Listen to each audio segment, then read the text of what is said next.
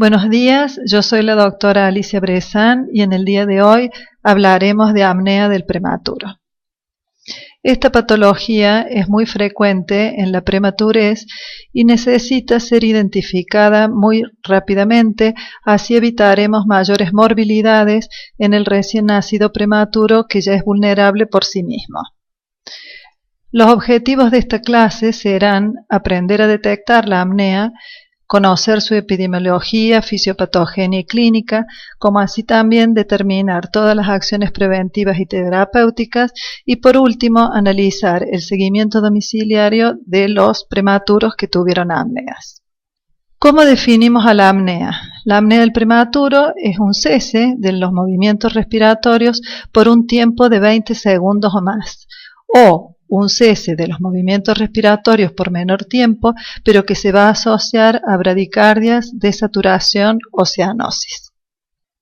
Para los prematuros grandes, esta pausa respiratoria es alrededor de 20 segundos, pero en aquellos prematuros más pequeños, la apnea es peligrosa cuando en momentos tan cortos como 5 segundos ya determinen una bradicardia, una desaturación o una cianosis.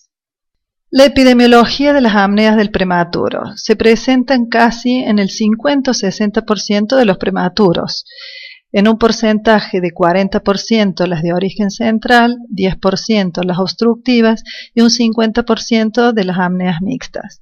Casi todos los prematuros dejarán de tener apneas cuando llegan a una edad equivalente a las 44 semanas.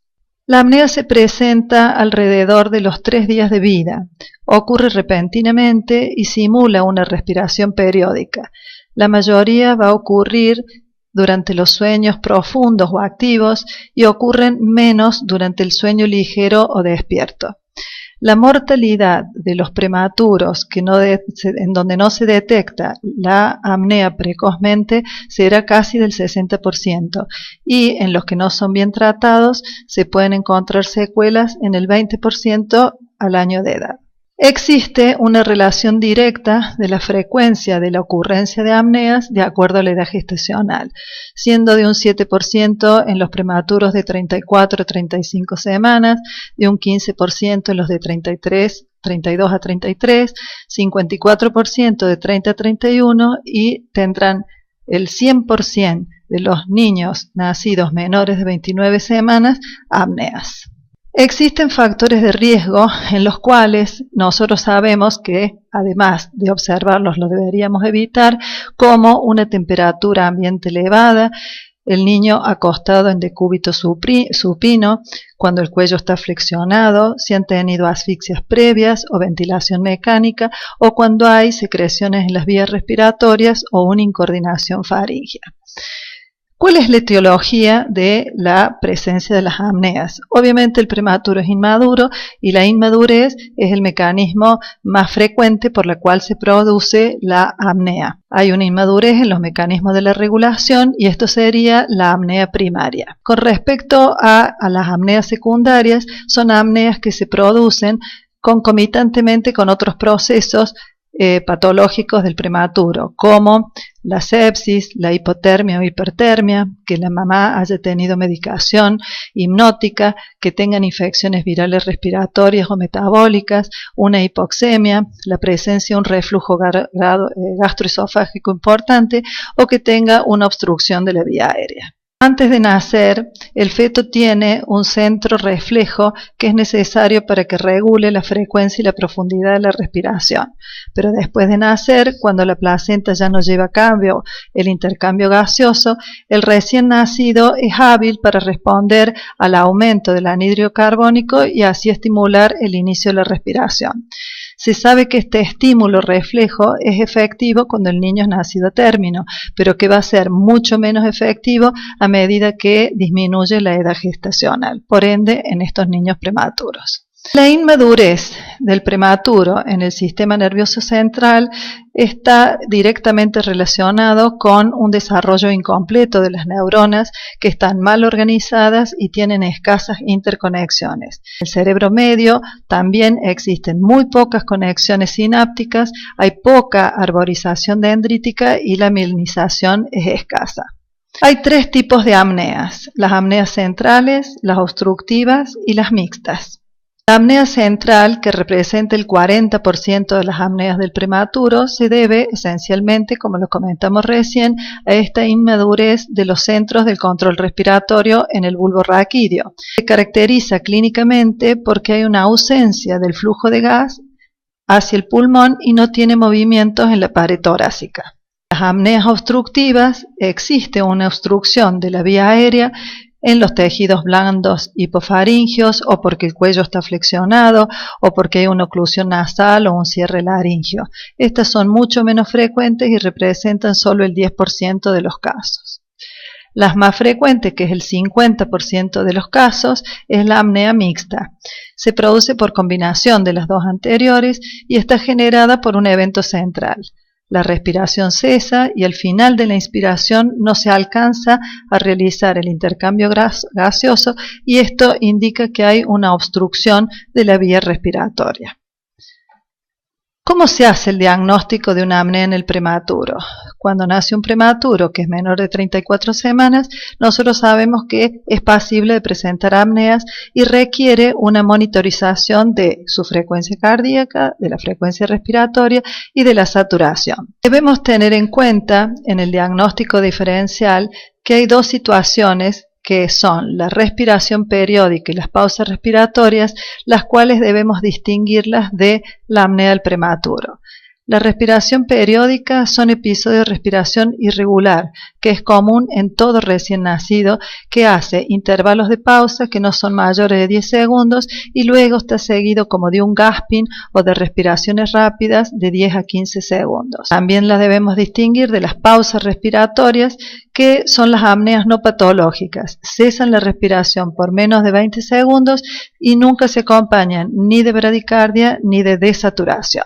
¿Qué estudios debemos realizar en estas apneas? Obviamente debemos tener una biometría hemática, glucosa, electrolitos séricos, cultivos, gasometría, una radiografía de tórax, electrocardiograma y electroencefalograma y una ecografía transfontanelar. Finalmente vamos a hablar sobre el tratamiento de las apneas. En realidad el tratamiento de la apnea está encaminado fundamentalmente a restablecer el esfuerzo respiratorio. Al ser una pausa, nosotros debemos tratar de que se restablezca el movimiento respiratorio. Debemos corregir las causas, si hay algunas que la desencadenan, y prevenir las secuelas asociadas a la misma. Hay un manejo de sostén que es en base a las medidas generales que pueden favorecer la estabilidad respiratoria o incluso a prevenir la apnea. Debemos cuidar la posición del prematuro teniéndolo en posición prona, debemos hacer un adecuado control térmico del ambiente y la estimulación neurosensorial. Al prematuro, en forma suave, se deben hacer movimientos de estimulación sobre su espalda, sobre su tórax, sin ser muy enérgico, y esto se considera que es una buena medida para evitar las apneas. Hay un tratamiento medicamentoso que es en base a las metilxantinas, de las cuales la cafeína es la más efectiva. La cafeína tiene menos efectos secundarios que otras metilxantinas y tiene mejores resultados a mediano plazo. La acción de la cafeína está relacionada a este efecto excitante que tiene sobre el sistema nervioso central. Debemos siempre tener un apoyo cardiorrespiratorio con el objetivo de prevenir o corregir la disminución de la perfusión. La hipoxemia va a ser la principal causa de secuelas y nosotros debemos, en estos procesos apnéicos severos o persistentes, tratar de mantener los niveles de saturación. El CPAP nasal y el VNI, o sea, las presiones positivas nasales y las presiones positivas no invasivas, son medidas de sostén que se consideran efectivas en el manejo del prematuro no severo. Es suficiente la aplicación de una presión de 5 centímetros de agua y esto tiene pocos efectos secundarios. En el marco empírico habíamos dicho que la estimulación táctil es una de las medidas más comúnmente adoptadas y también colocar dispositivos para una estimulación kinésica. Los detectores de apnea domiciliarias serán utilizados cuando el prematuro ya tiene una alta clínica y debe irse con su familia.